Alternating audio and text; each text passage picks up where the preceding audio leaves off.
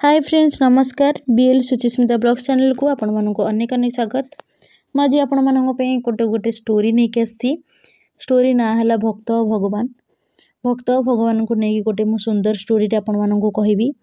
तो प्लीज स्टोरीटा शुणा पूर्व प्लीज वीडियोटा को फुल वॉच करेंगे। पाखे थिबा बेल आइकन को प्रेस करदे। चलते स्टोरी शुणा। पुरी धाम गोटे दुर्बल गरीब वृद्ध भक्त बसुले। ना थिला तांकर माधव। से प्रतिदिन जगन्नाथ मंदिर रे सीढ़ी निकट में बसी भगवान दर्शन पाइबापी अपेक्षा करुले। किंतु बयस दुर्बल हेतु और दारिद्र्यतार से केबे मंदिर पूर्णांग भितर प्रवेश कर पारुनथिले। तथापि से विश्वास करुथिले भगवान सबुठी से मो हृदय रे रुहंती। एक दिन से बहुत कष्ट मंदिर सीढ़ी चढ़िले। सेठी रे बसी दुई हाथ जोड़ी आखिर लुह झरुथिला। से कहिले प्रभु मु आपन को किछि दान करि पारुनी। मोर नाही सुना नाही रत्न नाही पूजा पाई बड़ भोग, किंतु मोर एही सत्य भक्ति और लुह को प्लीज ग्रहण करंतु। किछि समय परे से अशक्त होई सीढ़ी रे बसिथिबा बेले हल्का पवन बहिला।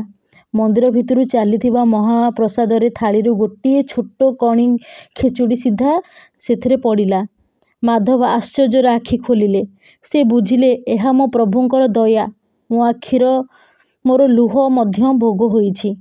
से दिन समस्ते लोक देखिले जगन्नाथ को बड़ बली महाभोग महाआरती दरकार नहीं। तांकु दरकार एही एक सत्य भक्तर प्रेम और लुह।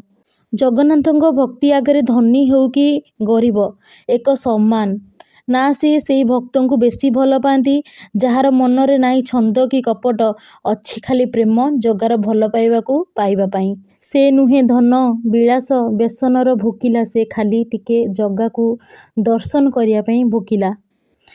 जदि मोर ए सुंदर स्टोरी टी आपण मानकु भल लागि थाए please like share comment subscribe निश्चिंत करिवे। आ कमेंट्स रे लिखिबे जय जगन्नाथ। जगा बिना तमे रही परिबानी। कमेंट्स रे निश्चिंत लिखिबे जय जगन्नाथ। रहुची जय जगन्नाथ।